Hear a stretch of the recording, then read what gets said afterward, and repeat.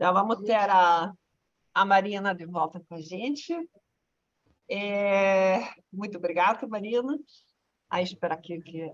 Pronto. Então, Marina, como se diz, the floor is yours. Bom, obrigada, gente. O pessoal conseguiu, pelo menos, tentar pensar no problema que eu tinha comentado Conseguiu? da outra vez? Então, o que conseguiram fazer? Falar. Sim? Conseguiram? Não. Conseguiram pensar no problema que ela deixou para fazer? Eu pensei, mas do jeito que eu pensei, não acho a solução ótima. Puxa. Não parece um bom modelo, então. Aí, tipo, eu vi que eu pensei um tempão, daí eu pesquisei na internet e vi que tinham vários jeitos de resolver o mesmo problema. Só que, ainda assim, pareceu muito mais complicado do que eu pensava. Eu achava que fosse um pouco mais tranquilo, mas é bem difícil. Ele é meio difícil mesmo. Por isso que a ideia era vocês pensarem a respeito. Eu não esperava que fosse já resolver, assim. Então. Tem alguém numa sala de espera aqui, Stefanella. Não sei se... Rafael, Alexandre.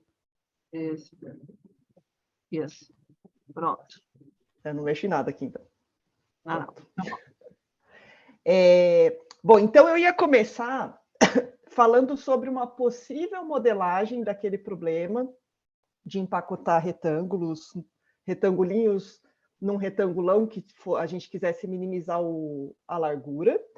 E aí depois eu ia falar, na verdade, de um outro tipo de problema de corte e empacotamento, por isso que eu deixei o título como problemas de corte e empacotamento, porque esse é um tipo de problema com o qual eu trabalho bastante, assim. E aí, então, eu vou começar falando desse dos retângulos e depois eu vou falar um pouquinho do que são esses problemas de corte e empacotamento e dos problemas que têm corte de itens irregulares, que é o problema com o qual eu trabalho mais, assim. Então, relembrando qual era o problema que eu tinha deixado para vocês, era o seguinte: eu tinha um conjunto de N retângulos menores, cada um tinha uma largura LI, uma altura AI, e aí eu tinha que colocar todos esses retângulos dentro de um retângulo maior, que tinha altura A grande, a largura infinita, tão grande quanto eu precisasse, e eu não podia nem deixar os retangulinhos com alguma parte para fora desse meu retângulo maior, e nem podia ter sobreposição entre os retângulos menores.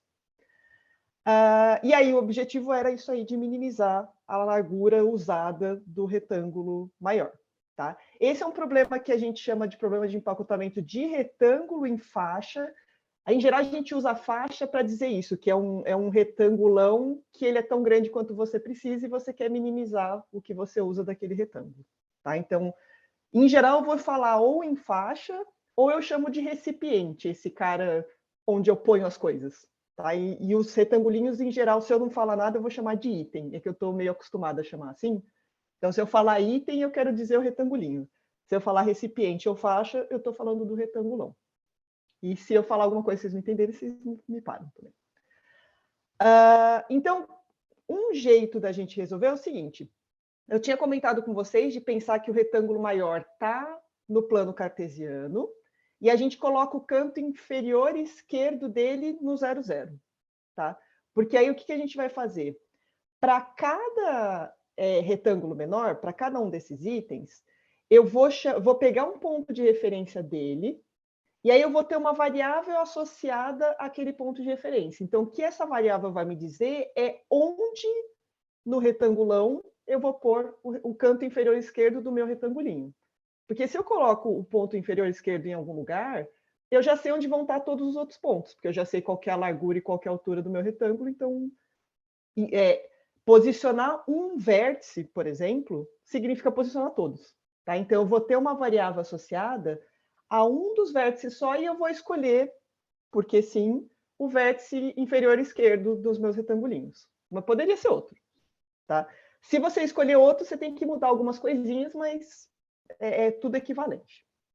Tá? Então, para cada item que eu quero empacotar, eu vou ter uma variável xi e uma yi, que vai dizer qual é a coordenada x e a coordenada y, de onde vai ficar o canto inferior esquerdo daquele meu retângulo i.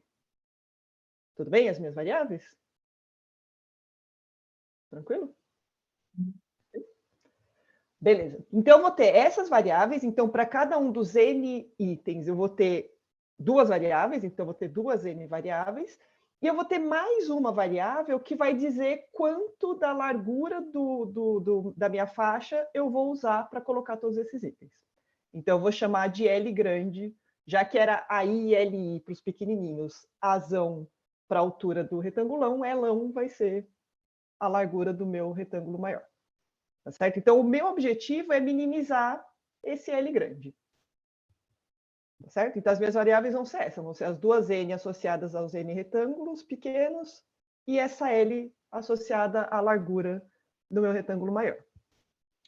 Aí, o que eu preciso fazer? A primeira coisa que eu preciso fazer é garantir que quando eu vou pôr um retangulinho dentro do retangulão, eu não vou deixar o retangulinho para fora do retangulão. Certo? Então, eu fiz um desenho aqui para talvez ficar mais fácil. O meu retangulão é esse retângulo azul, com a linha azul em volta. O retangulinho que eu quero pôr é esse vermelhinho, rosa, sei lá que cor que é isso. Eu deixei uma bolinha preta no cantinho aqui, só para dizer quem que é o meu ponto de referência. E aí, o que eu quero fazer? Eu quero saber em que pontos eu posso colocar o ponto de referência do meu retângulo menor, de forma que ele fique inteiramente contido no retângulo maior, que no caso aqui é o azul. Então, se vocês olharem, se eu colocar esse retângulo, esse ponto de referência pretinho, nesse retângulo cinza que eu pintei aqui, esse retângulo cinza ele é dado pelo quê? Ele vai do 0, 0 até, no eixo X, ele vai do 0 até a largura, que é uma variável, na verdade, né? O L grande, que é a largura do meu recipiente, menos a largura desse meu item. Certo? E na altura aqui, ele vai ser a altura do meu retângulo maior menos a altura do meu item. Então, se eu pensar nesse retângulo cinza, em qualquer ponto desse retângulo cinza que eu colocar a minha referência do item, ele vai estar completamente dentro do meu retângulo maior. Então, por exemplo, aqui eu desenhei o meu ponto de referência está dentro desse retângulo cinza. Então, repara que o item vermelho está dentro do retângulo azul. Está tudo certo. Esse cara aqui, do lado mais para a direita, ele está com o ponto de referência fora do retângulo cinza. Então, repara que o item está fora do retângulo azul. Tudo bem? Então, o que eu preciso garantir? Que o x, o meu ponto de referência aqui, que vai ser a variável associada a esse item, o x dele vai ter que estar entre 0 e L grande menos LI, e o y dele vai ter que estar entre 0 e A grande menos AI. Se eu fizer isso, eu tenho certeza que ele está dentro do retângulo azul. Tudo bem essa restrição de contenção? Boa? Beleza. Isso aqui, só de curiosidade, porque isso aqui a gente vai usar depois, esse retângulo cinza aqui a gente chama de inner fit. Nesse caso é o inner fit retângulo, mas é o inner fit polygon para o caso geral. Tá? Então, é o conjunto de pontos em que eu posso colocar a minha referência que faz com que ele fique dentro do recipiente. Tá bem? Então, as minhas restrições para garantir que cada item vai ficar dentro do meu recipiente são essas aqui. Então, para cada item I, o xi tem que estar entre 0 e L grande menos LI, e o y tem que estar entre 0 e A grande menos AI. E, além de tudo, o L, lembrando aqui que o L é uma variável, né? A gente não tem ela definida ainda. Mas, quando eu escrevo isso daqui, não só eu estou garantindo que o meu x está dentro do L ali, mas eu estou dizendo que o L, ele tá, se você passasse o Lzinho para junto do x, ficasse xi mais li, como o meu xi é o canto inferior esquerdo do meu retângulo menor, Quando eu somo o LI, que é a largura dele, eu estou pegando qual é o canto mais à direita no eixo X do meu retângulo menor. Então, o que essas restrições estão dizendo também é que o L grande vai ser sempre maior ou igual que o ponto mais à direita de todos os itens que eu tenho. Então, como eu estou minimizando esse L, na solução ótima, esse L é exatamente a largura que eu vou usar do meu retângulo maior. Tudo bem? Então, o L, a gente queria que o L grande fosse a largura que eu uso do meu recipiente. E essas restrições estão garantindo que é isso que vai acontecer mesmo. Fez sentido? Sim? Sim? Beleza. Então, as restrições de contenção, que os itens estão dentro do recipiente, são essas. Elas são as mais tranquilas. Em geral, os problemas acontecem quando a gente vai tentar verificar se os itens se sobrepõem ou não. Tá certo? E aí, para a gente ver se o item vai se sobrepor ou não, tem vários jeitos de fazer. O que eu fiz aqui é o que eu acho que é mais natural, assim, para entender o que a gente está fazendo. Então, o que eu vou fazer? Se eu tenho dois retângulos, para eu garantir que eles não estão sobrepostos, eu tenho que garantir que ou um está em cima do outro, ou ele está do lado do outro. Tipo, meio que é o que tem para ele não estar sobreposto. Eu posso deixar encostado, não tem problema. Eu só não posso pôr um em cima do outro. Então, se eu garantir que se eu pegar um par de retângulos IJ e eu tenho um em cima ou abaixo, ou à esquerda ou à direita do outro, tá tudo bem. Então, eu preciso garantir que pelo menos isso, alguma dessas coisas aconteça. Ou, sei lá, ou o item J está para a esquerda do I, ou está para a direita, ou está para cima, ou está para baixo. Alguma dessas vai ter que acontecer. Claro que pode acontecer mais de uma. Então, se eu tenho um item e o outro está meio que na diagonal, assim, ele vai estar tanto do meu lado aqui, está para a direita, esse cara aqui está para a direita e para cima. Mas tudo bem, eu só preciso que pelo menos uma das coisas aconteça. Então, o que a gente vai fazer? Para cada par de itens IJ, eu vou criar uma variável que eu chamei aqui de beta, que vai dizer, ela vai ser uma variável binária, então ela vale ou 0 ou 1. Então, eu vou ter uma variável, eu coloquei o nomezinho aqui de um jeito que eu conseguisse lembrar depois. Então, o beta ICJ quer dizer que o I está em cima do J. O IBJ quer dizer que o I está abaixo do J. O IEJ quer dizer que o I está à esquerda do J e o IDJ quer dizer que o I está à direita do J. Então, por exemplo, o beta ICJ vai valer 1. Quando o I está... Oi? Pergunte. Marina, aí, tipo, só para ter certeza, variáveis, e aí a ideia no final é que você vai gerar todos esses pontos de forma aleatória e verificar que... Então, na verdade, não é de forma aleatória, é que assim, o que a gente está preocupado agora é só em construir o modelo. E aí, depois, na hora de resolver o modelo, a coisa que for resolver, o solver que for resolver, o que ele vai ter que fazer? Ele vai ter que me dar valores para os x e para o l, para os x, para os y e para o l, e vai ter que me dar valores para esses betas, de forma que ele satisfaça todas as restrições do meu modelo. Então, assim, por enquanto, a gente não está preocupado em resolver o problema. Isso aí, na verdade, tipo, vocês são da engenharia matemática, né? Matemática aplicada. É da matemática. Matemática aplicada. Quem está mais acostumado a programar, eu vim da computação, então eu já sofri desse problema também. Quando a gente vai modelar um problema, o que a gente fica sempre pensando é como que eu vou resolver esse problema? Como que eu vou resolver esse problema? E quando você está modelando, você não está preocupado ainda em resolver de fato. Você só está representando ele numa linguagem matemática. E aí, bom, tem vários jeitos de representar e você vai representar do jeito que seja mais conveniente para resolver depois. Mas agora a gente não está preocupado em resolver. Beleza. Tudo bem? Então, o que a gente tem que fazer é, eu preciso que, na hora que eu escrevo o meu modelo, quando todas as restrições são satisfeitas, isso é uma solução para o meu problema, e se alguma não é satisfeita, isso não é uma solução para o meu problema. Então, eu tenho que representar o meu problema de um jeito certo, digamos assim. Tudo bem? Depois, como o solver vai definir os valores para os betas e tal, aí é o problema do solver. Tipo, a gente está terceirizando agora.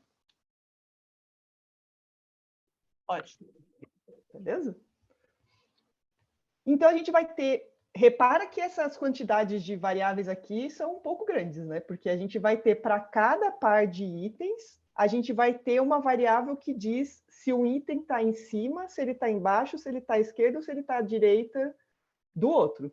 Tá certo? Então, vai dar uma certa quantidade aí. E aí, essas variáveis valem 1 quando é verdade isso. Por exemplo, BI, CJ vai ser 1 se o I está em cima do J e 0 se não está.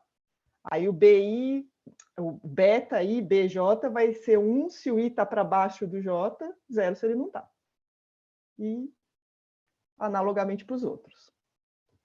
Tudo bem? E aí, repara que a gente não precisa, na verdade verdadeira, a gente não precisa de todas essas variáveis, porque, por exemplo, pega o item 1 e o item 2. Quando eu falo que o 1 está em cima do 2, necessariamente significa que o 2 está embaixo do 1. Tipo, se um está em cima, o outro está embaixo. Então, em vez da gente criar uma variável dessa, 4 variáveis dessas para cada par, a gente só vai considerar os casos em que o J é maior que o I.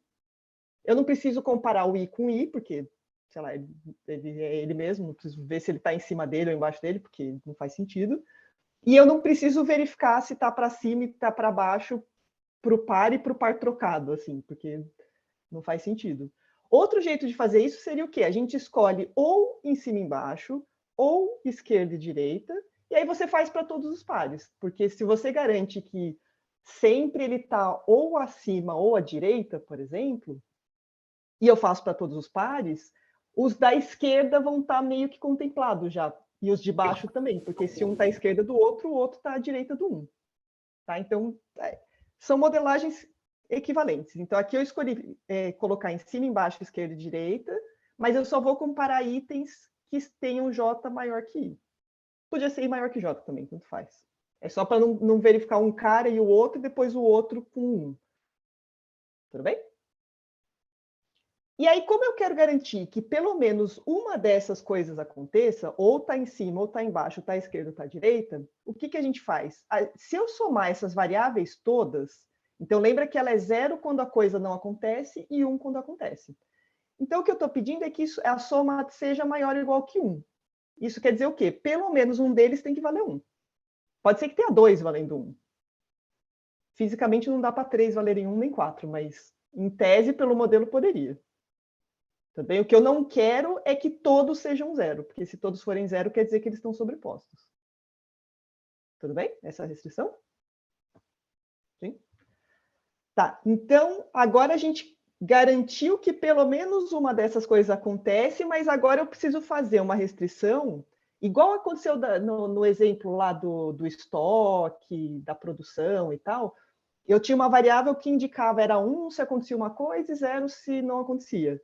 Só que eu tenho que ter uma restrição que force que isso aconteça. Não adianta eu só falar, o beta, tipo, beta ICJ é 1 se o I está em cima do J. E, tipo, fim. O modelo não tem como saber isso. Então, eu vou ter que criar restrições que façam com que o beta ICJ seja 1 só se o I está em cima do J. E se 0, caso contrário. Tá? Então, agora a gente vai ter que montar esse tipo de restrição. Então, eu vou fazer para o caso do ICJ, porque os outros são análogos, assim. Então, eu vou ver para cima, para baixo, para a esquerda, para a direita, vão ser bem parecidos. Então, como que a gente vai fazer? A gente vai fazer o mesmo truque da outra vez. Eu vou pegar um M suficientemente grande, tá? E eu vou montar uma restrição desse jeito aqui. Então, eu vou falar que o YI, como eu estou querendo ver se um está em cima do outro, eu vou olhar para o Y. Se eu estivesse falando em esquerda e direita, eu teria que olhar para o X. Então, eu vou olhar para o Y aqui. Então, o que eu estou falando aqui? Ó? Eu estou falando que o YI é maior ou igual que o YJ mais o AJ, menos esse termo daqui. Então, vamos ver o que acontece quando o BICJ é 1 e o que acontece quando ele é 0.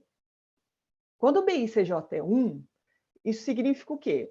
Isso aqui vai dar 1, 1 menos 1 é 0, então, na verdade, esse termo aqui todo não está fazendo nada.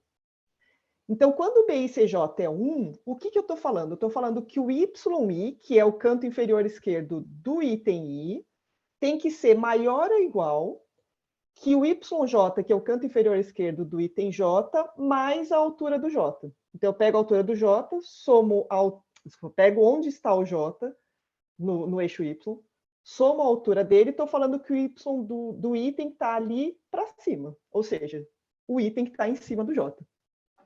Certo? Então, quando o beta vale 1, eu estou obrigando que ele fique em cima mesmo. Quando o beta vale 0, o que acontece? Quando o beta vale 0, essa restrição aqui, ela meio que não está dizendo nada. Ela está falando que se o beta vale 0, esse termo aqui vale 1, então esse termo todo vai valer menos m, só que m é um número gigante, então falando que o yi é maior ou igual que um número muito negativo. Só que o yi eu já sabia que ele era maior ou igual que 0, né? Porque a gente tinha colocado aqui, ó, eu sabia que ele é maior ou igual que 0. Então, se ele é maior ou igual que 0, ele é maior ou igual que um número muito negativo. Tá certo? Então, isso aqui... meio que o que a gente faz a gente chama isso de ativar ou não uma restrição. Então, quando o beta vale 1, essa restrição é uma restrição de fato. Eu quero que isso aconteça. Se ele vale 0, sei lá, podia estar em cima, podia estar embaixo, tanto faz. Tá? E isso aqui para a gente é suficiente, porque o que eu não quero, se ele está para cima e a sua variável correspondente está valendo 0, meio que tanto faz. O que importa é que quando ele está em cima, ele tem que estar... Quando ele diz que quando o beta vale 1, eu tenho que estar em cima mesmo. Tem que estar um por cima do outro. Se não tiver, vai dar tudo errado. Mas se ele estiver por cima e falar o beta correspondente é 0, isso não atrapalha o nosso modelo. Tá claro que não tem problema se ele falar 0 quando na verdade devia ser 1. O problema é o contrário, se ele falar que é 1 e não era 1. Tudo bem? Então, e aí para fazer para baixo vai ser meio que a mesma coisa, só que trocando I para o J, e aqui em vez de ser o beta ICJ, e ser o IBJ. E quando eu olho para a esquerda e para a direita, eu vou fazer a mesma coisa com X em vez dos Y. Tá certo? Então, o modelo, no final das contas, ele fica com essa cara aqui. Então, eu vou minimizar o L, que é o comprimento do meu recipiente. Essas restrições em laranja, amarelo, sei lá, elas estão garantindo que os itens estão todos dentro do meu recipiente. As restrições rosa estão dizendo que não tem sobreposição entre os itens. E essas outras restrições aqui só estão falando o domínio das minhas variáveis. É só dizendo que essas aqui são variáveis binárias.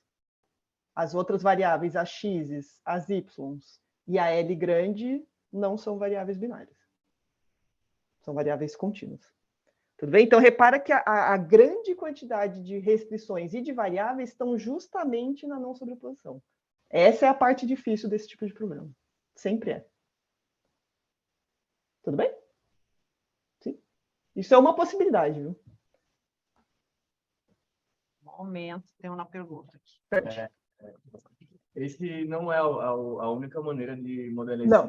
isso. Pode fazer de outra forma. Porque o jeito que eu pensei, eu estava pensando em representar os itens por duas coordenadas e comparar elas também. Não sei se daria certo também. Mas aí a sua variável, ela seria o quê? Então, você ia comparar diagonais, um ponto aqui e um ponto aqui, para formar um retangulinho. Aí ia comparar esse daqui, o mais alto, com os outros, para saber se eles estariam à esquerda ou acima. Tá. Para você comparar, você poderia usar a diagonal, não tem problema nenhum. Mas aí a minha dúvida nessa sua modelagem seria quem... Porque assim, você vai ter que ter uma variável que diz onde que esse cara vai ser colocado. Então, você poderia, por exemplo, ter uma variável que diz... Tipo, a sua diagonal é um segmento de reta, né? Então, poderia dizer onde esse segmento está, assim, tipo, onde está o cantinho, o pontinho de cima ou o pontinho de baixo. Porque ele em si, o tamanho dele não é variável, né? Porque ele tem que ser fixo, senão você vai pondo ali e, de repente, seus retângulos vão ficando de tamanho diferente, não pode. Mas poderia fazer assim. Era só para... Tranquilo. Tem um outro jeito que é bem comum de fazer também, que inclusive o modelo que eu vou explicar depois, para o caso que os itens são qualquer polígono, você pode discretizar o seu retângulo maior, e aí você só pode colocar os retângulos menores em alguns pontos.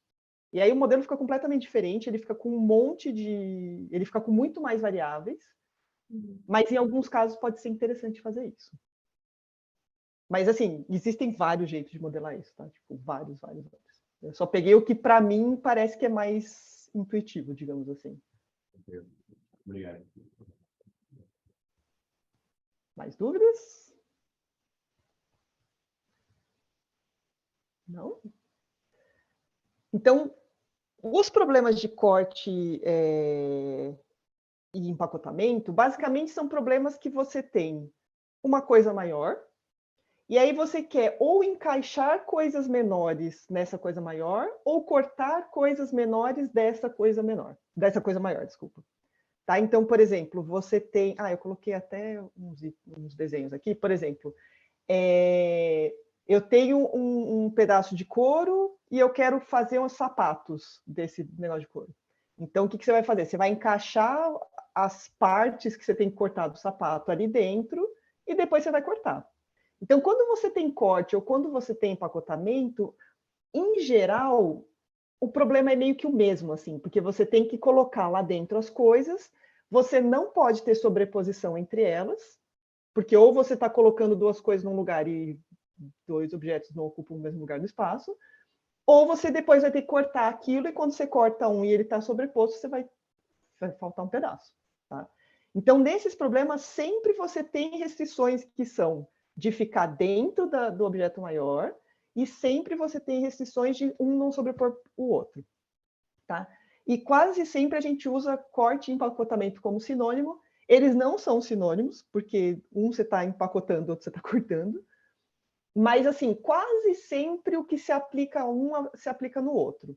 Existem casos, por exemplo, se você está pensando num problema de empacotar caixas num caminhão. Então, você tem um caminhão, é um recipiente maior, aí a gente está pensando num problema em 3 dimensões, aqui é tudo com 2 dimensões, mas você tem um problema em 3 dimensões, você quer colocar caixinhas menores dentro daquela caixa grande que é o caminhão, de forma que elas não se sobreponham, obviamente, e que fiquem dentro do caminhão, obviamente também. E, às vezes, por exemplo, nesse caso, você poderia ter restrições do tipo, eu não posso colocar, por exemplo, eu pus uma caixa aqui, eu não posso pôr uma outra caixa, uma outra caixa aqui, porque se eu colocar aqui, ela vai cair. Então, dependendo do caso, você pode ter restrições a mais, como essa. Ou, sei lá, você está colocando carga num navio. Esse problema, dependendo de como for, você pode até ver ele como se fosse um problema em 2 dimensões, é como se você estivesse olhando por cima. Só que aí você vai pondo a carga do navio, só que você não pode pôr, tipo, vou pôr tudo num cantinho e o resto vai ficar vazio, porque se você fizer isso, o navio pode tombar. Então, você, além de não ter sobreposição e estar dentro, você tem que garantir que os pesos ali estão bem distribuídos, que o centro de massa, no final, vai continuar no centro de massa que o navio precisa, né? Tipo, então, em geral, os problemas de corte de empacotamento sempre vão ter isso de evitar sobreposição, sempre tem que estar dentro de os itens menores tem que estar dentro de um maior, completamente dentro, mas você pode ter outras restrições, que aí vai depender do problema que você está tratando. Tá? Geralmente, o que a gente quer, a nossa função objetivo é ou você quer minimizar o desperdício ou maximizar a produção do que você está fazendo, assim, tipo, que em geral um é meio que equivalente ao outro, assim, tá? Então você pode ter outras restrições e você pode ter vários objetivos aí, tá? Bom, isso aqui é o que eu já tinha posto. Então, aqui tem um exemplo de corte de itens irregulares. Então, a gente vai chamar de item irregular os itens que não são nem círculo nem quadrado, basicamente, assim, porque se você procurar na literatura, tem um monte de trabalho sobre retângulos. Você empacota retângulo e faz não sei o quê, em 2D, em 3D, tem várias coisas. Item irregular, ele é um pouco mais difícil de tratar, porque ele é irregular. E então, quando eu falo que é um problema de corte de itens irregulares, eu estou falando que os carinhas que eu vou colocar aqui dentro vão ser irregulares. Também posso ter o recipiente irregular, que é esse caso aqui, né? Tipo, na hora que eu pego esse recipiente, ele não é um retângulo bonitinho, ele tem umas coisas faltando. Tá? Então, por exemplo, corte de couro é uma coisa super comum que tem que tratar desse problema. Quando você tem couro sintético, aí sim você tem o seu recipiente é um retângulo. Mas quando é um couro mesmo de vaca ou de boi, sei lá, ele não é assim. Outra coisa que pode acontecer, nesse caso do couro, por exemplo, você pode ter ou defeitos no couro. Então, por exemplo, eu até visitei uma fábrica aqui perto em São Carlos, que eles faziam luva para trabalhar em solda, essas coisas assim, em fábrica. E aí o que acontece? Eles recebem é como se fosse esse negócio aqui, esse negócio de couro, só que o que acontece? A vaca tem berne, e aí ficam uns furinhos no couro. Então você não pode chegar e colocar, sei lá, você está fazendo a luva, aí você vai lá e põe a parte da, sei lá, como que chama essa parte da mão? Sei lá, da palma da mão, aí você vai lá, põe no lugar e fica um buraco no meio, porque a pessoa depois vai mexer com fogo e vai ter um buraco na luva. Então, pode ser que tenha isso de ter defeitos, e aí você não pode colocar um negócio em cima do defeito. E outra coisa que pode acontecer é que, no caso do couro também, como é uma, sei lá, uma pele, não sei como é que chama isso, ele tem áreas que são mais grossas e áreas que são mais finas. Então, por exemplo, se você vai fazer sapato, agora eu não lembro se eles deixam a mais grossa, eu acho que a mais grossa fica tipo no calcanhar, e as mais finas ficam tipo onde fica o dedo, alguma coisa assim. Porque a mais grossa ela tem menos mobilidade. Então, você não pode também fazer qualquer coisa em qualquer lugar. Então, você tem qualidades diferentes. Então, isso pode ser que você precise considerar no seu problema também. Outra coisa que pode acontecer ou não, quando a gente está cortando... eu deixei até uma figura aqui de um corte de tecido, que é o quê? Aqui, essa parte verde é o tecido, eles colocam numa mesa, e depois, para fazer uma roupa, eles vão lá e pegam as partes da roupa e decidem onde vão cortar. Quando a gente tem tecido, a gente não pode rotacionar os itens, tá? Porque como o tecido tem uma fibra, eu não posso chegar e colocar, tipo, a frente da camiseta eu vou cortar com a fibra de assim, e aí as costas eu corto com a fibra de assim, ou, sei lá, na diagonal, qualquer coisa, porque, aparentemente, pelo que o pessoal fala, se você faz isso, quando lava ou coisa assim, eles vão esticar de jeitos diferentes. Então, se você colocar em sentidos diferentes à frente ou às costas ou coisa assim, depois a sua peça vai ficar toda deformada no final. Então, você tem que, tipo, o negócio é, sei lá, um retângulo, ele tem que ficar assim, parado, e é isso, assim, não posso... de repente, se eu mexesse um pouquinho, ele encaixava melhor. O problema é seu, não pode. Tá? Então, em casos como o tecido, você não pode rotacionar. Em casos como o couro, pode. Aí você pode deixar na rotação que você quiser. Tá certo? E aí você pode conseguir soluções melhores, porém, é mais difícil de achar solução. Então, temos todos os lados aí. O corte de metal, mesma coisa. Quando você tem uma placa de metal e você tem que cortar pecinhas, você, em geral, pode mexer como você quiser. Quer deixar de lado porque o metal, sei lá, ele é metal, ele não tem fibra, não tem nada. Então, nesse caso aqui, você pode rotacionar, porém, você pode ter problemas do tipo, por exemplo, você corta, esse aqui acho que dá para ver aqui, ele é cortado com uma tocha, assim, é uma tocha que vai em volta, assim, e vai meio que derretendo o metal, e aí sai o que você queria. Se você deixa essas peças muito encostadinhas, quando você passa essa tocha desgasta um pouco. E quanto mais grossa for a placa, mais ela desgasta. Então, você não pode, por exemplo, deixar os itens encostados. Você tem que deixar uma margenzinha ali para não dar problema. Tá certo? Tem outros casos que a placa é fininha, que não precisa fazer isso. Ou que o corte é com laser, alguma coisa assim, também não precisa. Então, tem várias variações aí. Mas esse tipo de problema aparece em tudo quanto é lugar, assim. Tipo, é bem, bem comum. Tudo bem? Aqui tem mais um exemplinho. Aqui tem uma tocha, dá para ver bem o negócio cortado aqui embaixo. E esse tipo de caso aqui, que eu não sei se vocês conseguem ver, Mas, em geral, esse caso aqui, você tem uma placa que fica em cima de um negócio e embaixo é um vão, assim. E aí, conforme você corta uma coisa, a coisa cai.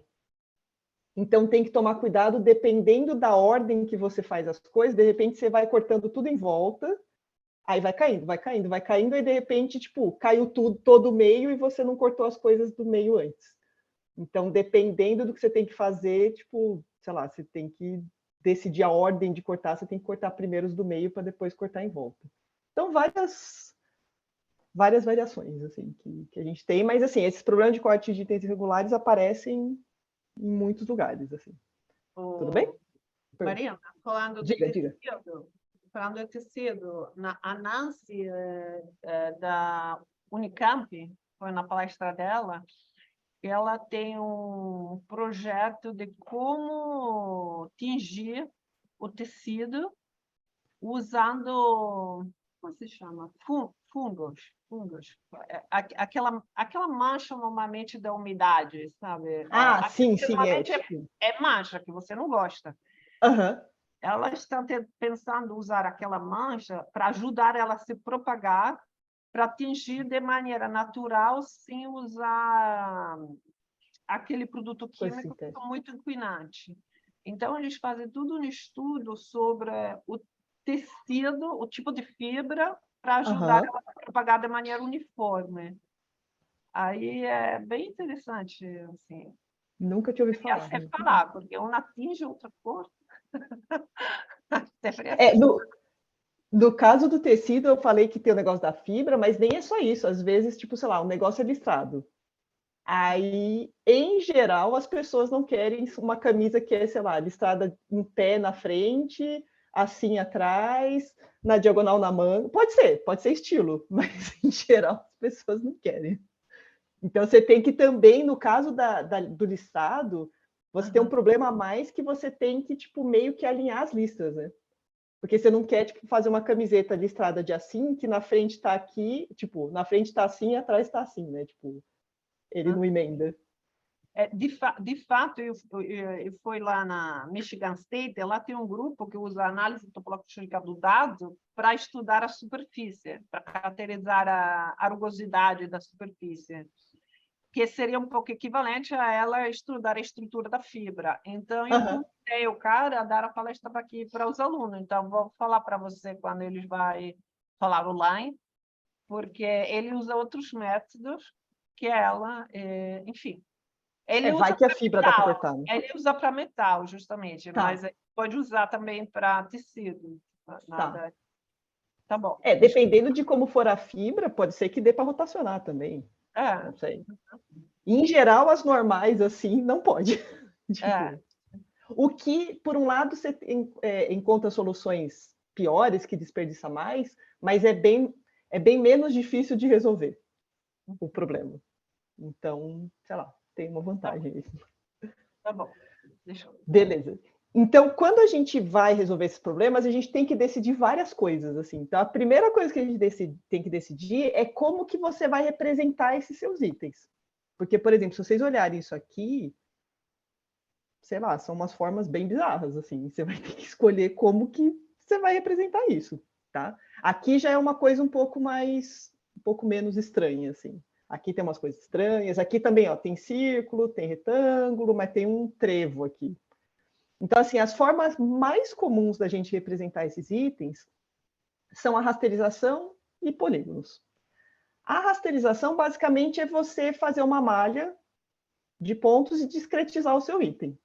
Então, você vai lá, por exemplo, pega essa cruzinha, eu vou fazer uma matriz de zeros e uns, eu coloco 1 onde tem a cruzinha, 0 onde não tem, e é isso. Tá? A vantagem de fazer isso é que é bem mais simples de fazer, na verdade.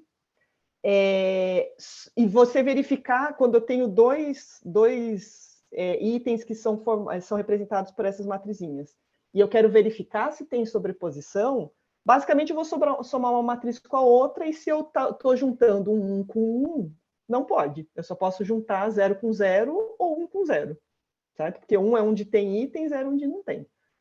Então, verificar a sobreposição é super fácil. Verificar se o item está dentro do recipiente é super fácil. Só que o problema é que, primeiro, tem alguns itens que vão ficar muito mal representados, a não ser que você faça uma malha muito fininha.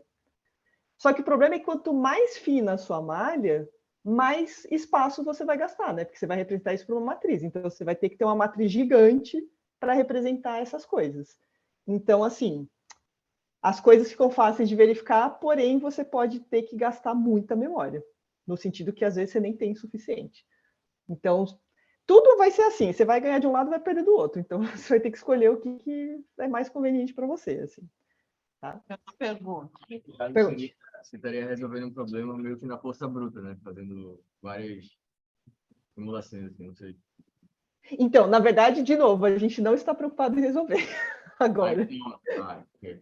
A gente só quer modelar, mas na hora de resolver, então só dando um spoiler, já que vocês estão com essa necessidade de resolver, assim, é o seguinte: quando você faz um modelo, você pode ou usar algum, porque existem solvers que são programas que já estão prontos, que eles resolvem problemas deste tipo minimizar uma função sujeita a restrições. Você bota lá, ele resolve. E ele vai te garantir que vai achar a solução ótima. Porém, esses problemas eles são difíceis de resolver. Então, assim, você deixa ele rodando 1 hora, 2 horas, 15 horas, 3 dias, 10 dias, e ele não te dá a resposta. Porque, assim, ele vai te dando as respostas parciais, assim, mas ele, para chegar no ótimo e garantir que está no ótimo, às vezes você não tem 15 dias para dar uma resposta, né? Então, o que a gente faz várias vezes para esses problemas é você montar uma heurística para resolver. Então, a heurística vai ser o quê? Vai ser simplesmente um algoritmo que garante que acha alguma solução, porém, não necessariamente vai ser a melhor solução que tem. Mas, assim, é o que tem para hoje, entendeu? Então, tipo, eu tenho que achar uma solução em, no máximo, 1 hora. E 1 hora, às vezes, você não tem 1 hora, mas, assim, beleza, então eu vou tentar achar uma solução. Então, por exemplo, um algoritmo que é super comum, uma heurística comum pra caramba para resolver esses problemas, é você fazer o quê? Você pega os seus itens, coloca em alguma ordem, em geral do maior para o menor, e aí você vai pegando, por exemplo, nesse problema de faixa que eu quero deixar o comprimento, a largura menor possível, você faz o quê? Pega o primeiro, põe o mais à esquerda e para baixo possível. Pega o segundo, põe o mais à esquerda e para baixo possível. Pega o terceiro, mais esquerda e abaixo possível. Isso vai te dar uma solução. Você calcula essa solução super rápido, só que várias vezes ela vai ser horrível. Assim, várias vezes ela é boa, às vezes ela é muito boa, às vezes ela é muito ruim. Mas pelo menos é uma solução. Então, essa heurística que chama bottom left, ela é uma que é super famosa. Aí depois você tem outras heurísticas que são meta-heurísticas. Elas, tipo, fazem uma heurística, por exemplo, você pode fazer uma heurística para bolar uma ordem e aplicar esse algoritmo. E aí você vai vendo, dentre as soluções que você obtém, a melhor de todas. Acho uma solução também.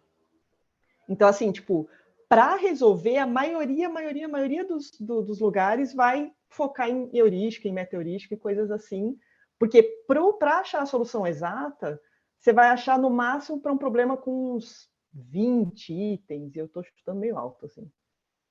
Então, em geral, na indústria, você não tem 20 caras para pôr. Se você olhar isso aqui, tipo, tem vários caras por aqui.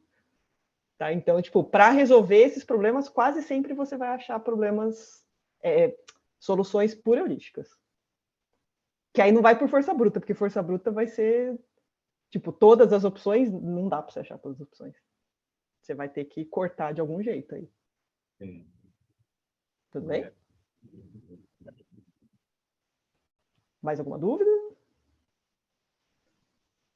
Outro inconveniente também de usar a malha é o seguinte: se eu estou, por exemplo, nesse caso do metal ou do couro, que eu posso rotacionar de qualquer jeito, repara que, assim, se eu posso rotacionar, eu não posso, tipo, pegar a matriz e deixar ela girada. Tipo, eu tenho uma matriz assim, que seria o meu recipiente, aí eu tenho que encaixar as malhas dos meus itens. Se o meu item está girado, não dá para encaixar, eu teria que fazer uma outra malha para ele girado. E aí eu vou ter que ter, para cada rotação que eu testo, eu vou ter que ter uma malha diferente. Então, tipo, se você tem rotação, não dá para usar isso. Tipo, não tem muito o que fazer. Se você tem rotações pré-determinadas, isso também é comum. Por exemplo, eu falei que no caso do tecido você não pode rotacionar, mas você pode rotacionar de 180 graus. Então, você pode deixar no sentido da fibra ali ou exatamente ao contrário, assim. Então, você fala, ó, eu tenho que pôr esse cara, ou eu ponho assim, ou eu ponho assim. E aí você faz a malha para ele em pé, para ele deitar, para ele de ponta cabeça, e boas. Então, você representa ele por 2 e escolhe um deles. Mas se você pode rotacionar livremente, isso aqui não vai dar muito certo, não. Beleza? Então, esse é um dos jeitos que é o discretizado. Outro jeito, que é o mais comum que você encontra por aí, é representar os itens por polígonos. Se você representa por polígonos, na verdade, o polígono vai ser representado por uma lista de vértices. Então, geralmente você escolhe um sentido, e geralmente é o sentido anti-horário, e aí você fala, ó, tem esse vértice, depois tem esse vértice, depois tem esse vértice, depois tem esse vértice. E aí você representa qualquer coisa com retinhas. Então, se você tiver uma coisa que ela é arredondada, você pode deixar na parte arredondada, você aproxima por fora, e aí depois tem uma parte mais reta, você acaba usando menos vértices do que você usaria pontos numa malha para discretizar o seu item. Então, para guardar a informação, você usa muito menos espaço, usando uma lista de vértices. Muito menos, muito menos. Só que o problema é que você descobrir se você tem 2 itens que estão sobrepondo ou não, e se eles estão dentro do recipiente ou não, acaba sendo mais difícil. Então, de novo, você ganha de um lado perto do outro, aí você escolhe o que te convém. Tudo bem? Então, se eu vou representar por polígono, tem vários jeitos de verificar se eu estou sobrepondo com outros itens ou não, tá? Alguns jeitos são o que a gente chama de trigonometria direta, retas separadoras e o no-fit polygon. A trigonometria direta, basicamente, é o quê? Eu vou pegar os meus vértices, e aí por isso que eu falei que a gente usa em algum sentido, então eu estou pensando como se fossem vetorzinhos as minhas arestas. E aí, basicamente, o que a gente vai verificar é a relação entre essas como que eu vou chamar? São retas orientadas, digamos assim, com as arestas de um em relação aos vértices do outro e as arestas de um em relação às arestas do outro. São aquelas contas de geometria analítica, assim, sabe? Tipo, um ponto está dentro dele ou não está. Se está dentro, por exemplo, se eu pego um vértice do azul e está dentro desse rosa, tem sobreposição. Se nenhum vértice está dentro, pode ser que eu tenha alguma aresta cruzando. Aí você verifica se tem alguma aresta cruzando. Se não tiver aresta cruzando, então você vai fazendo todos os testes com arestas e pontos até descobrir se eles estão separados ou não. Tá? Então, você não precisa de nenhuma informação extra, além dos vértices dos seus polígonos, para fazer essas contas, só que você vai ter que fazer muitas contas para descobrir se você está com sobreposição ou não. A não ser que você dê muita sorte e já de cara, tipo, na primeira que eu fiz já vi que estava, e enfim, mas potencialmente você tem que fazer muitas contas. Então, esse método, ele é usado para alguns casos, mas não é tão usado assim, tá? E aí você pode, tipo, se você tiver com o item rotacionado, não muda nada, né? Porque você só rotaciona o seu item e faz a verificação do jeito que você tem que verificar mesmo, não tem problema nenhum. Outro jeito de você verificar é você usar uma reta separadora. Então, além de você ter os seus itens, você vai ter mais um elemento ali no seu problema, que seriam essas retas que garantem que os seus itens estão separados. Tá? Então, se você tem só polígonos convexos, verificar se a reta separa os polígonos é fácil, porque você só tem que ver se os vértices de um estão de um lado, do outro está do outro. Tem pergunta. Eu não entendi por que foi tão simples fazer a rotação do polígono. A gente tinha que trabalhar com a física de um jeito, não? Fazer a rotação para mudar os pontos. Fala um pouco mais alto. Isso, você vai ter que fazer a rotação do mesmo jeito.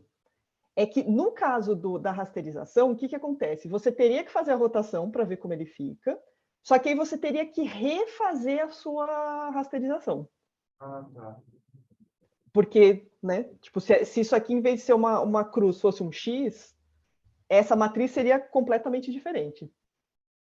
E aí, se na verdade eu nem sequer tinha esse polígono, eu só tinha essa matriz, nem sei como é que você faria para fazer isso, porque, tipo, né? não está nem muito bem definido, assim. Nesse caso, o que você faz é, você pega o polígono, rotaciona, aplica a matriz de rotação, coisa assim, e depois que você fez isso, você verifica vértice, se um vértice está dentro do outro item, se uma aresta está cruzando com a outra.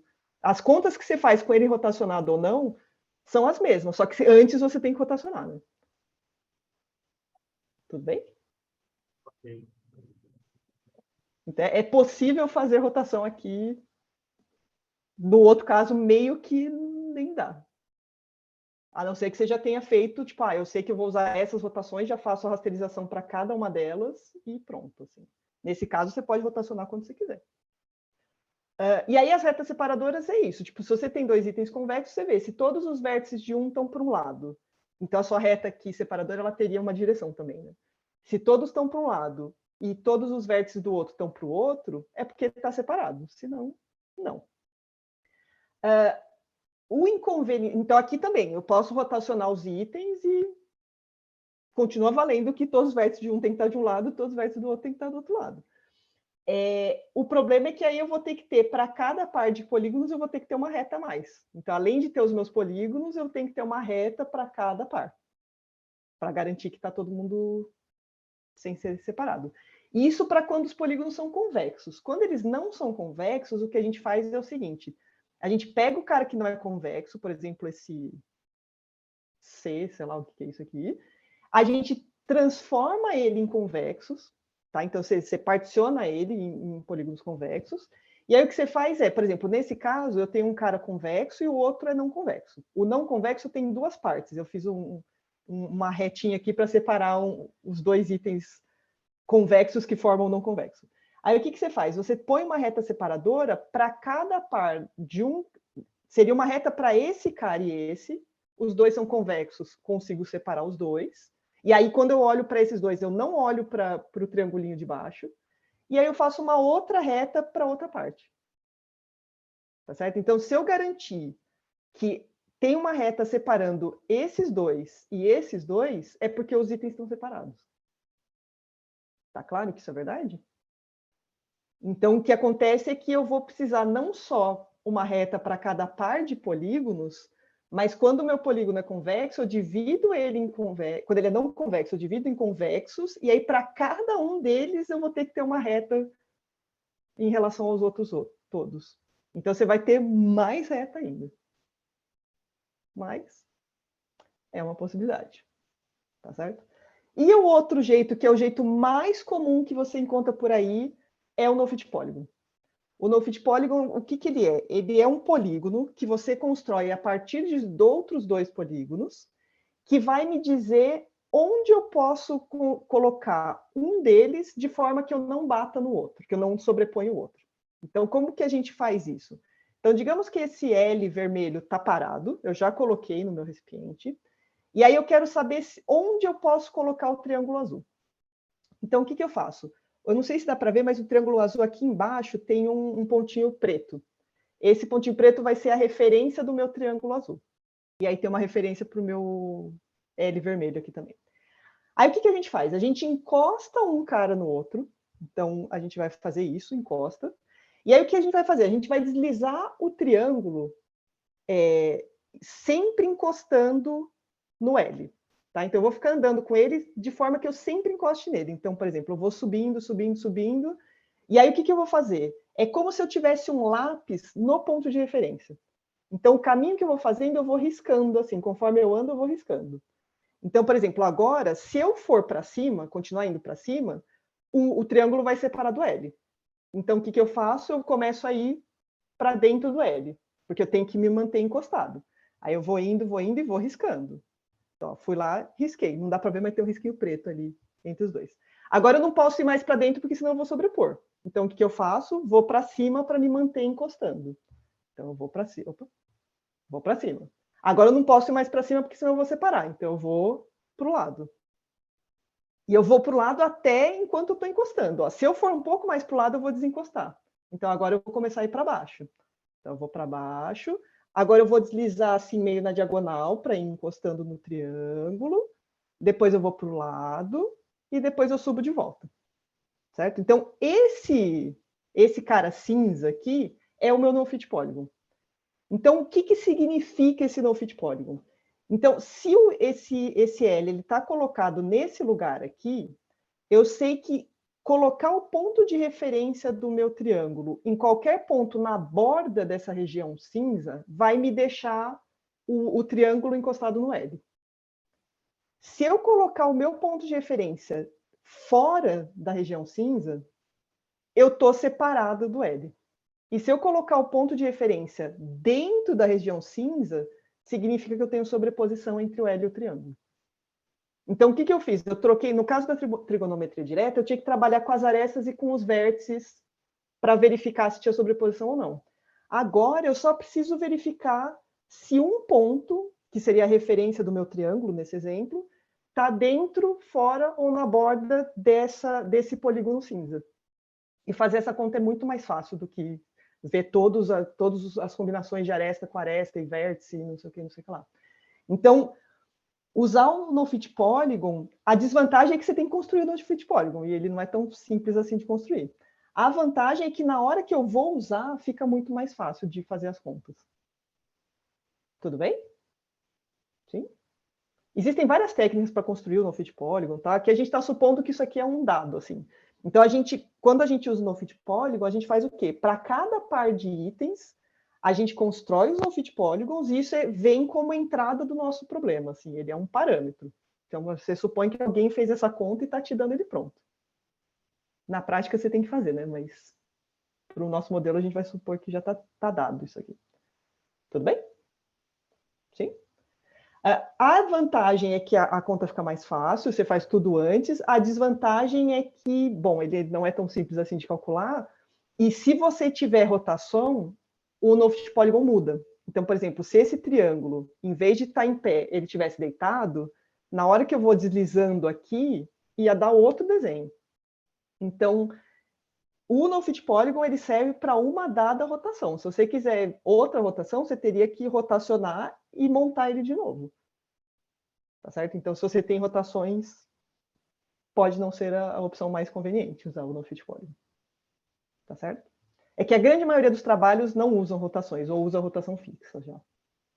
Tudo bem o jeito de ver se a gente está sobrepondo? E para a gente ver se a gente está dentro do recipiente, a gente faz a mesma coisa que eu fiz lá no começo com o retângulo. Então, o que a gente faz é, a gente faz o processo meio que o mesmo do no-fit polygon, só que em vez de andar por fora, a gente vai andar por dentro. Então, a gente vai andando por dentro e vendo a região em que eu posso colocar o meu ponto de referência. Tá? Isso aqui é exatamente o que a gente fez antes. Na verdade, a gente não faz esse deslizamento, não sei o que, a gente só pega a altura do item, a largura do item, tira a altura dessa parte aqui, tira a largura dessa parte aqui, beleza. Assim. Tá bem? Então, isso aqui é o que a gente chama de inner fit polygon. Quando o seu recipiente é um retângulo, isso aqui sempre vai dar um retângulo, mas se o seu recipiente fosse uma coisa esquisita, um outro polígono, essa região cinza também ia ser uma coisa meio esquisita. E aí o princípio seria exatamente o mesmo. Você vai deslizando por dentro, vai desenhando a região que te mantém lá dentro, e você vai ter um polígono no final, que é onde você pode ficar. Então, no no-fit polygon, estar dentro do polígono, então, estar na região cinza é ruim, é quando dá sobreposição. Aqui no inner fit polygon, estar na região cinza é bom, é quando você está dentro da área que você quer. Beleza? E aí o que a gente vai querer... então, bom, aqui você consegue verificar, só olhando para o ponto de referência, se ele estiver dentro da região, está dentro do recipiente. Se você está fora da região cinza, está fora do recipiente. Tá? E aí o que a gente vai querer fazer é, coloca os seus itens todos ali, numa faixa, de forma a minimizar o comprimento que eu vou usar dessa faixa. Esse é o problema que eu vou querer resolver. Tem vários, você pode usar todas as combinações aí que você quiser. Tipo, pensando no caso que você quer resolver esse problema, você está usando a representação, por exemplo, dos itens por polígonos, e você não tem rotações. Então, você pode fazer, tipo, usando trigonometria direta, você pode fazer um modelo usando NFP, você pode fazer um modelo de vários jeitos. Então, eu vou falar de um modelo só, que é o que eu acho que é mais fácil de entender, que é um modelo que a gente chama de discreto, porque a gente não vai permitir que os itens sejam colocados em qualquer lugar da faixa. A gente vai deixar uma malha de pontos que é onde eu posso alocar os meus itens. Depois eu vou deixar aqui para vocês, quem quiser olhar, eu coloquei a referência de um outro trabalho que tem 2 modelos, um que usa trigonometria direta e outro que usa NFP, e um outro que permite a rotação, e aí esse usa retas separadoras para evitar a sobreposição. Marina, Diga. somente uma pergunta. Eu vi o Tiago Pereira falou que chama as empresas, não sei se era um mestrado, uma espécie de mestrado, chama as empresas que têm pergunta, problema para resolver, e vocês, os alunos, não sei quantos tempos para dar soluções. Ele falou que às vezes sai com soluções num tempo breve. Provavelmente ele está falando do workshop. Sim, o workshop do CMEI, ele é assim, vem umas empresas, em geral são umas 5 empresas, alguma coisa assim, e eles falam, ó, tem esses problemas para resolver. Aí tem um monte de gente que está lá, tem aluno, tem professor, tem gente de outros lugares, e aí as pessoas se separam em grupos, e aí você fica uma semana trabalhando no problema.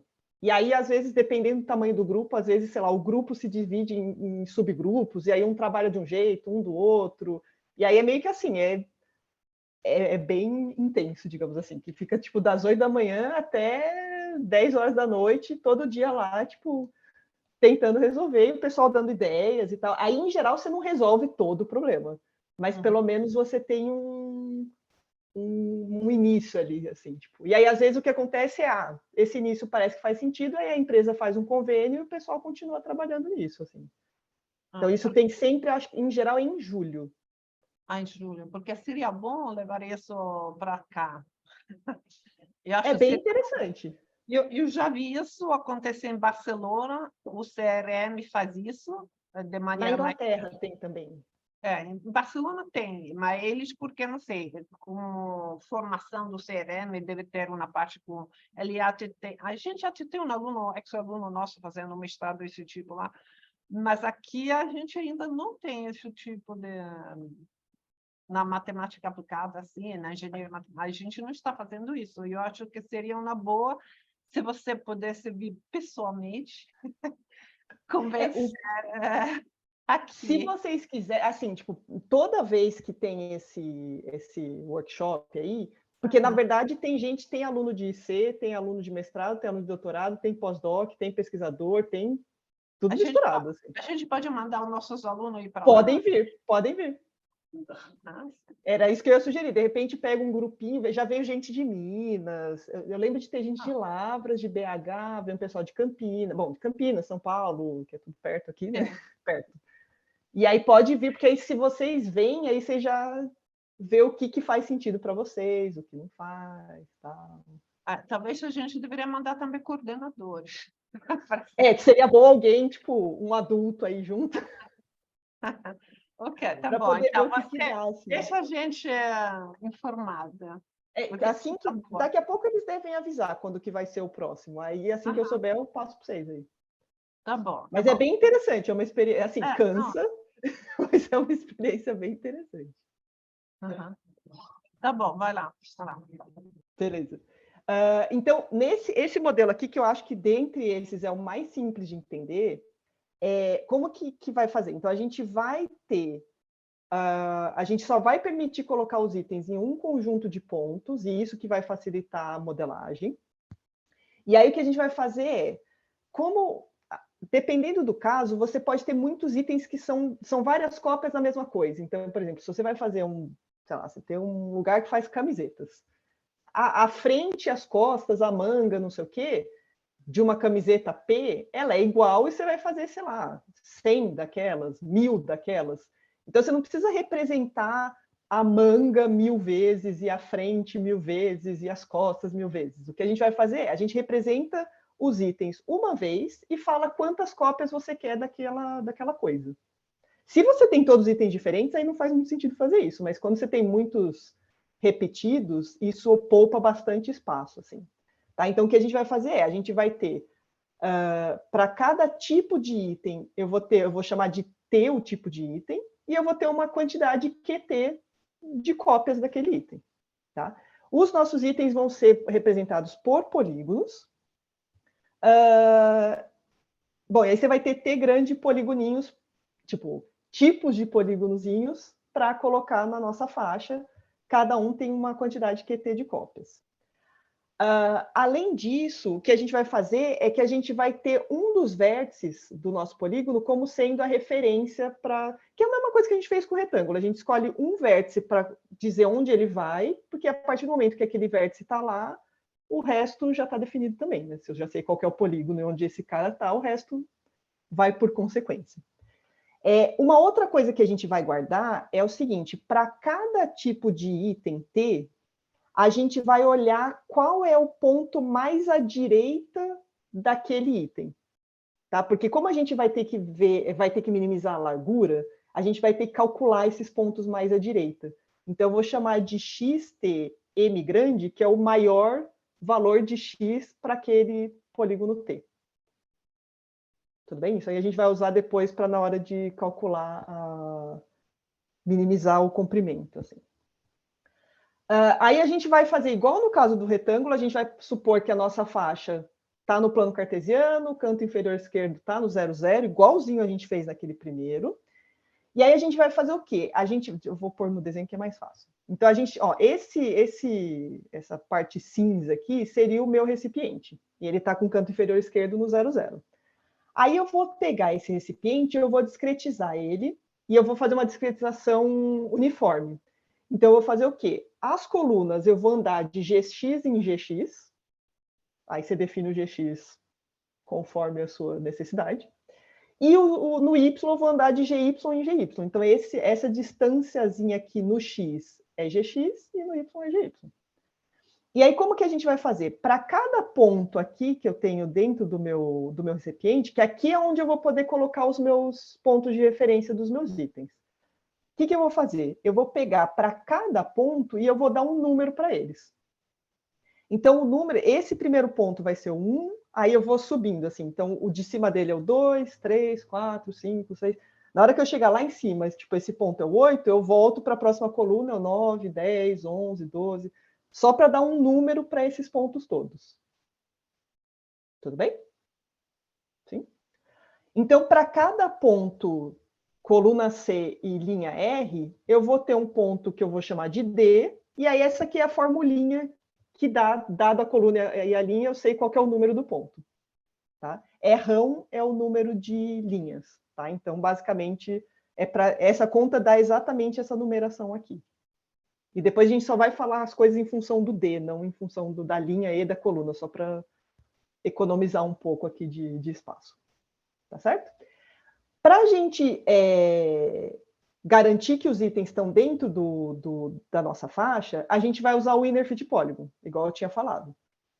Então, para na verdade, a gente vai fazer, tem muito pré-processamento nesse modelo, tá?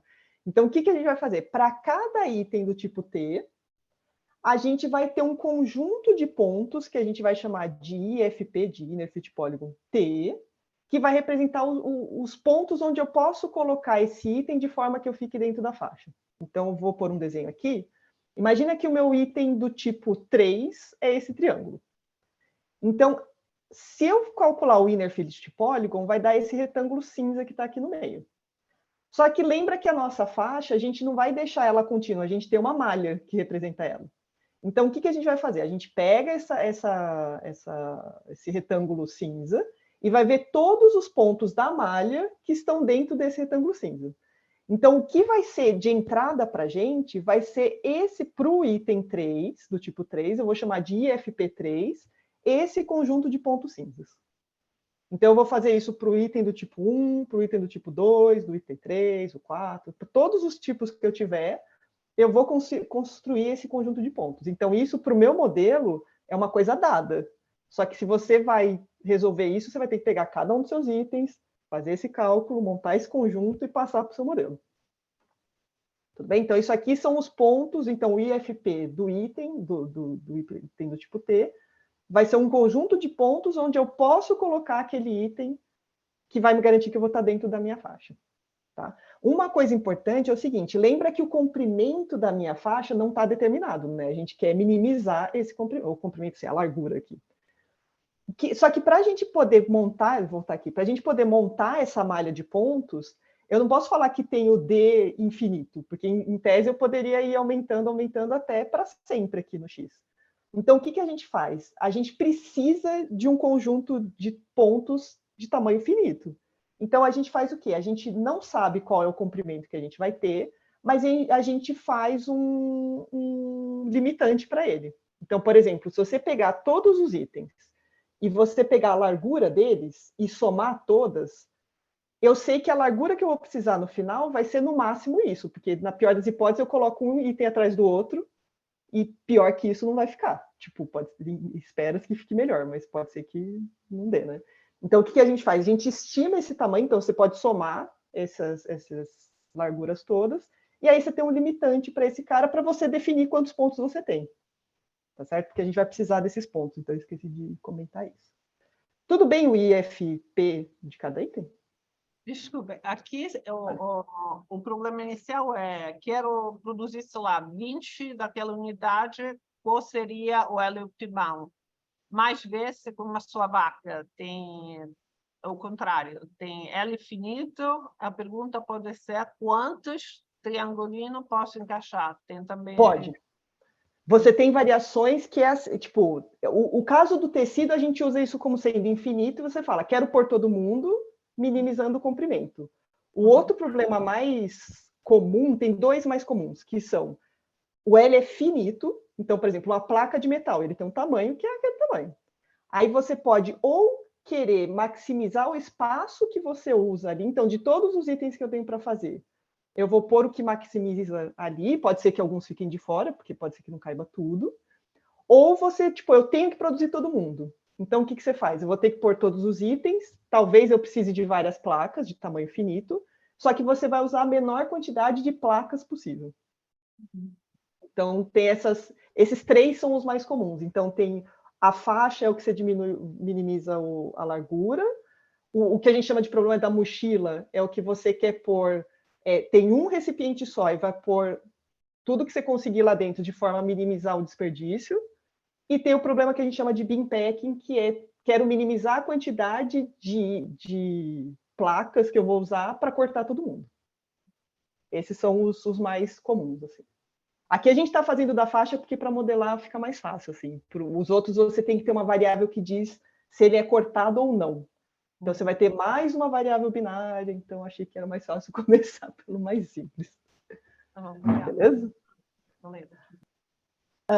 Então, agora, como que a gente faz para verificar a não sobreposição? A gente vai usar o NFP, só que, de novo, a gente vai dar uma pequena roubadinha, vai precisar de um certo pré-processamento, que vai ser o quê? Dados dois itens, eu consigo construir o NFP deles. O que a gente faz aqui? Eu vou pôr no desenho aqui que fica mais fácil. Imagina que eu tenho o item 3 aqui, que é esse triângulo, e ele está parado, já aloquei ele em algum lugar. Aí eu vou construir o NFP dele com o item 4, que é essa trave de ponta cabeça aí. Então eu vou lá, construir o NFP, vai dar essa casinha cinza aqui, que está desenhada aqui.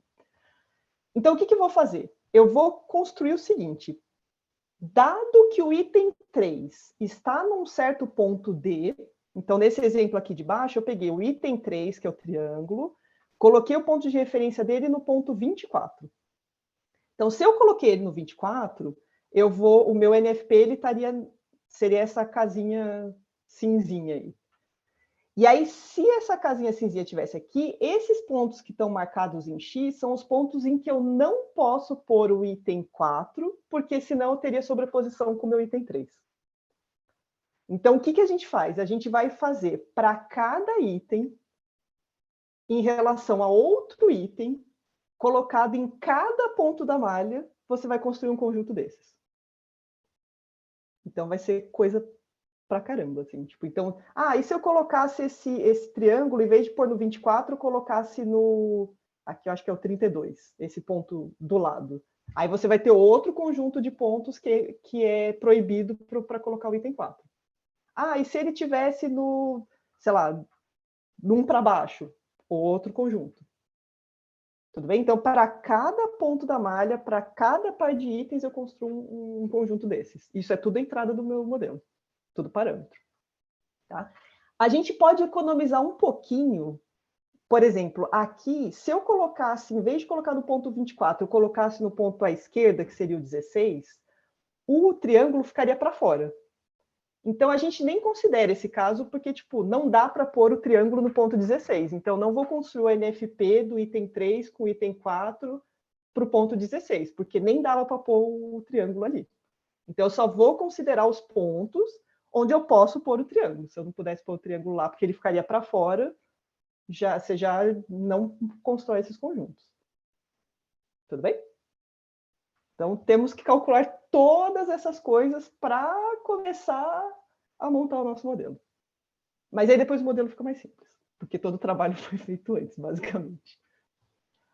Então, o que a gente vai fazer? A gente vai ter dois conjuntos de variáveis para o nosso problema só. Então, uma variável, que eu chamei aqui de delta, ela vai ser o quê? Eu vou ter um delta TD. Então, o delta TD vai valer 1 se o item do tipo T está posicionado no ponto D e 0 se não. Tá? Então, eu vou para cada ponto e para cada tipo de item, eu vou ter uma variável dessas. Que ela é binária, ela vale 1 se ele está posicionado, 0 se não está. E a gente vai ter que ter uma variável L, que é o comprimento ali, a largura da nossa faixa, que é o que a gente quer minimizar, igualzinho a gente fez da outra vez. Tá certo? Então, agora a gente vai ter que fazer as restrições meio que equivalentes ao que a gente fez no caso do retângulo. Então, a gente vai ter que garantir que os itens estão dentro, que não tem sobreposição, e que esse L, tipo, ele está sempre maior ou igual que os itens mais à direita possível ali, né? Então, a nossa função é minimizar o L. Não tem muito o que fazer. Igualzinho a gente fez no caso do retângulo. Aí, aqui, o que a gente vai fazer? A gente vai ter que garantir que o L está sempre maior ou igual que todos os itens, o ponto mais à direita possível de cada um dos itens. Certo? Porque eu não posso falar, eu coloquei um item aqui e eu vou cortar a faixa, ela termina aqui. Não, ela não termina aqui, porque você tem que englobar todo mundo que está lá dentro. Então, essa continha aqui, o que ela está fazendo é o seguinte, para um dado ponto D, isso aqui vai me dar qual é a coluna que esse ponto está. Tá certo? Então, deixa eu voltar no desenho aqui, que eu acho que fica mais fácil. Aqui, ó. Então, imagina que, por exemplo, eu inseri um item do tipo 2 no ponto 12, que seria esse ponto que está aqui. O que acontece? O ponto 12, ele está na primeira coluna. Então, o que eu sei? Se o ponto de referência está colocado ali, eu sei que eu já andei GX para chegar no começo, no ponto de referência desse item. Certo? Se eu tivesse colocado, por exemplo, no ponto de 19, eu teria andado GX mais GX, porque eu andei a primeira coluna e andei a segunda. Então, essa continha aqui está me dando para um certo ponto D quanto que eu já andei no X. Então, C vezes o tamanho da minha discretização no X. Aí eu ainda tenho que somar nisso aquela largurinha do item, porque eu sei que o ponto de referência dele está naquele lugar, mas eu tenho que ver quanto que falta para eu chegar no fim daquele item. Certo? Então, essa conta toda serve para dizer aonde que um item acaba, dado que ele foi posicionado no ponto D. E eu vou multiplicar. Então, isso aqui é tudo parâmetro, né? Não tem variável nenhuma. Isso aqui eu vou multiplicar pelo delta TD. Então, assim, se eu posicionei um item do tipo T no ponto D, esse delta vale 1, e eu vou querer que isso tudo seja menor ou igual que o L.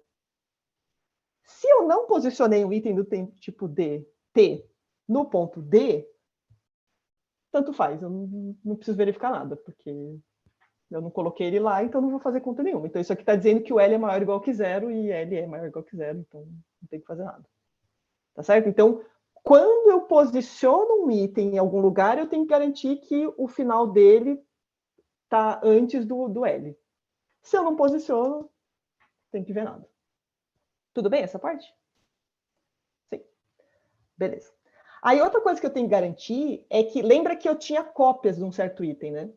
Então, o que eu vou fazer? Quando eu somo para cada tipo de item, eu vou somar todo mundo, eu vou pegar todos os pontos possíveis de colocar esse item e vou somar o delta para esse cara. Lembrando que ele vale 1 quando eu posicionei e 0 quando não. Então, quando eu somo isso tudo, isso tem que dar a quantidade de cópias do item. Para eu garantir que, tipo, eu tenho 10 itens, eu pus os 10 lá dentro. Eu tenho 3 itens, eu pus os 3 lá dentro. Tá? Então, isso é o que vai me garantir que eu coloco todo mundo daquele tipo lá dentro do meu recipiente, da minha faixa. Aí, o que eu preciso garantir também? Que não tenha sobreposição. Para garantir que não tem sobreposição, basicamente eu estou falando o seguinte: se eu coloquei um item do tipo T no ponto D, isso aqui está valendo 1. Se eu coloquei esse cara, eu não posso colocar ninguém que esteja no NFP do U com o T nesse ponto D.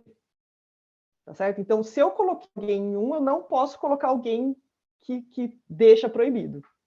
E se eu não coloquei, aí eu posso pôr, tanto faz. Tudo bem? Então, isso aqui está me garantindo que não acontece de eu pôr 2 caras em pontos que dão sobreposição. E aí a restrição é super simples, porque a dificuldade, na verdade, está em montar todos esses caras aqui. Mas a restrição é só, ó, é no máximo 1 que fica aqui. Tudo bem? E aí o nosso modelo fica curtinho, assim, curtinho nada, porque aqui você tem um monte de ponto, né? Mas olhando assim, parece curtinho.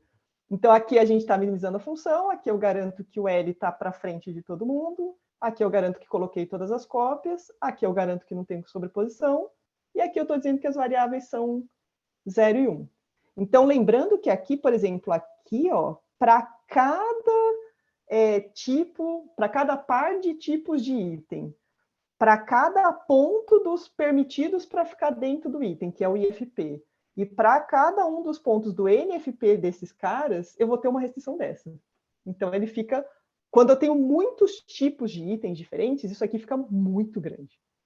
Por outro lado, a vantagem desse modelo, na verdade, é quando você tem poucos itens diferentes, mas muitas cópias. Porque a cópia, na verdade, ela só contribui com isso aqui, assim. Então, se eu tiver, tipo, sei lá, 2 itens e um monte de cópia de cada um, tá de boa. Agora, se eu tiver, tipo, 100 itens e uma cópia ou coisa assim, aí ferrou, assim. Então, isso aqui, eu acho que ele conseguia resolver com até uns 10 itens diferentes, alguma coisa assim. Mas contando com as cópias, dava para ficar até uns 30, ele achava ótimo, assim. Então, esse ele é conveniente para esses casos que você tem muitas cópias. Se você tem poucas cópias, aí talvez você queira fazer de outro jeito.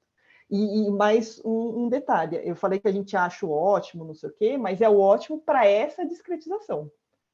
Porque quando você está discretizando, pode ser que você não encoste 2 itens porque a malha não permite. Então, ele não é o ótimo do problema original necessariamente, porque quando você discretiza, a menos que você está discretizando de uma maneira ótima ali, você não sabe se você vai conseguir achar o ótimo do problema original. Então, você acha o ótimo para este modelo. Tá? Então, discretizar sempre pode implicar em perder um pouco da precisão aí. A malha, em geral, depende da máquina, no caso prático, tipo, o tamanho desta malha. Então, no caso prático, você não está tão interessado em achar o ótimo porque não vai dar. Então, assim, em princípio, a malha, o ideal seria você fazer a malha dependendo dos itens, para você tentar deixar não acontecer. Se você tem um problema, por exemplo, que você tem coisas muito grandes, por exemplo, sei lá, você vai fazer calça.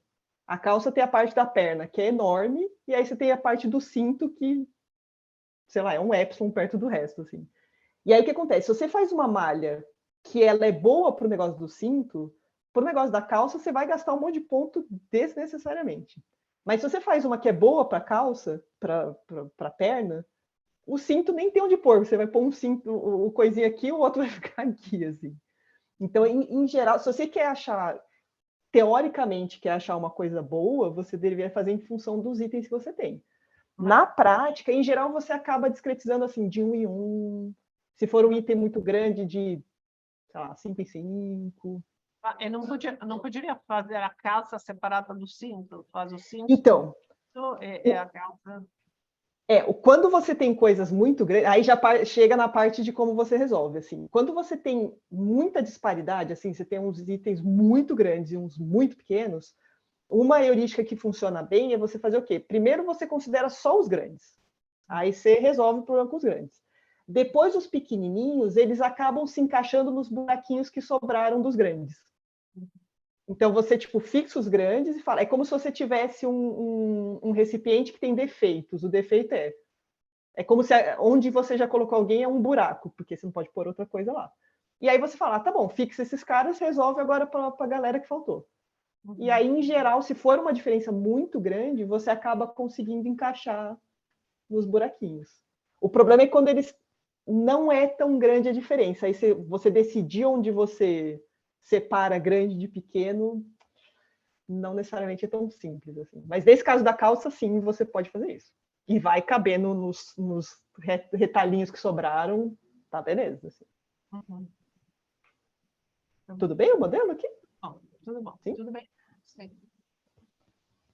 E aí, aqui tem só um exemplo tipo de uma solução. Por exemplo, ó, aqui tem as bolinhas gordinhas são as referências, e aqui está falando onde que os itens foram encaixados.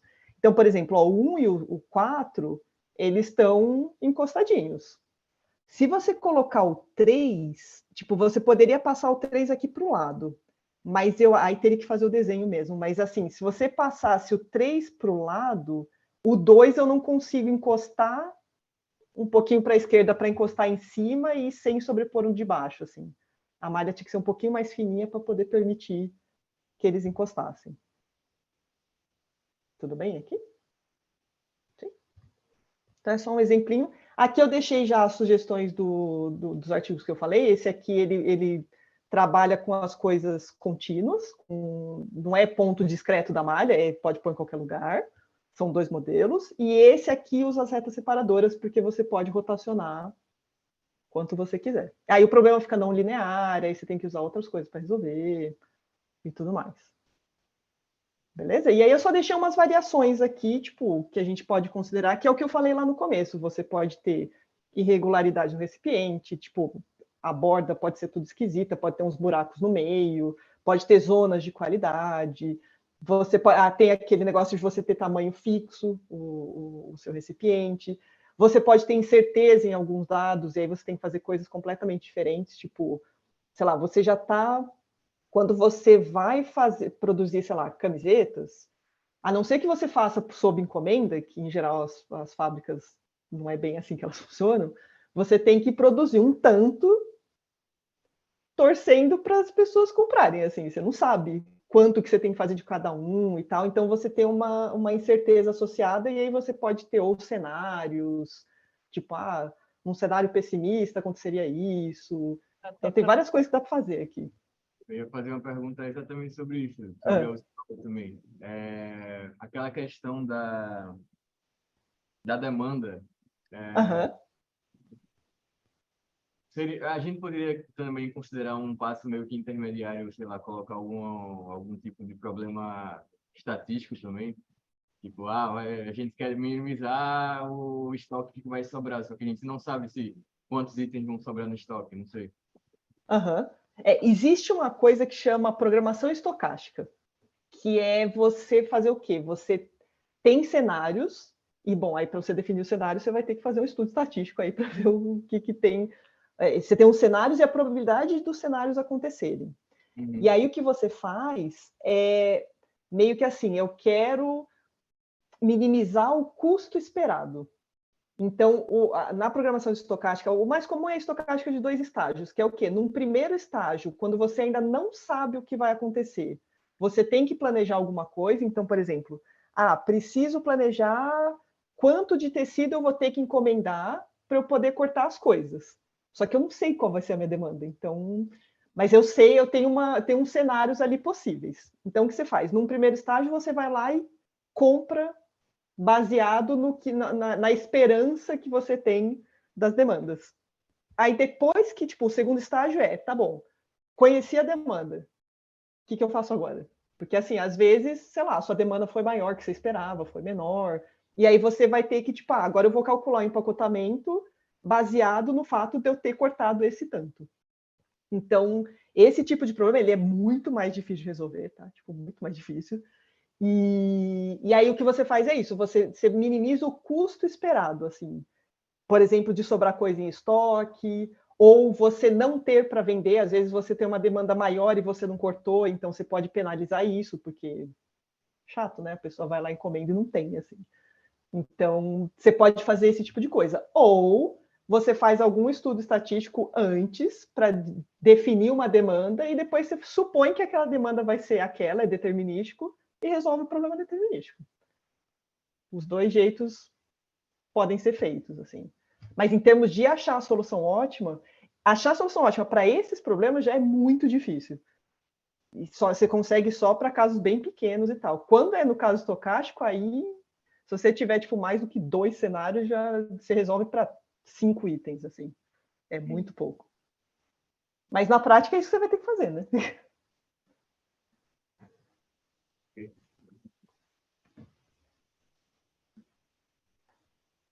Beleza? Marina, Então é isso, gente. você Diga. pode mandar aquele artigo seu, que eu vou colocar lá no chat? Posso mandar. Se quiser, eu posso mandar esses todos que estão aqui. Por gentileza. Uhum. Esse aqui, ele é um que ele fala bem, assim, tipo... Ele já está um pouco antigo, mas ele fala bem, tipo, como funciona NFP, como funciona a trigonometria direta, que solvers que tem, que heurísticas são mais usadas. Ele é um survey bem... Para quem está começando na área, é a melhor coisa. Assim. Uhum.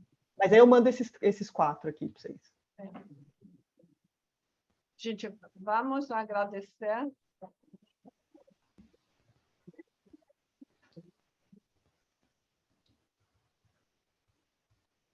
Eu acho esse foi... vamos parar aqui. Cadê?